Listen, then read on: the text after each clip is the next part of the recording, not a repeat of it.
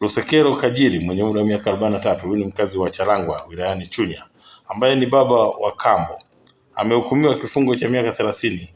jela kwa kosa la kumbaka mtoto wake wa miaka 15. Huyu ni mwanafunzi wa shule ya msingi Charangwa, naye jina la huyu mhanga tunalihifadhi. Lakini pia hukumu hiyo imetolewa tarehe 13 Agosti mwaka 2026 mbele ya hakimu mfawidhi wa mahakama ya wilaya ya Chunya, Mheshimiwa Bruno Bungole, ambapo ilielezwa kuwa mshtakiwa alitenda kosa hilo Julai 11 mwaka 2026 saa 4 usiku huko katika kijiji cha Charangwa kwenye tarafa ya Kiwanja, baada ya kumvizia mtoto huyo akiwa amelala na wenzake kisha kumvua nguo na mbaka. Mnamo Julai 12 mwaka 2026 majira ya asubuhi, mhanga alikwenda kutoa taarifa kwa jirani na baadaye taarifa hiyo ilifika kwa mkuu wa kituo cha polisi,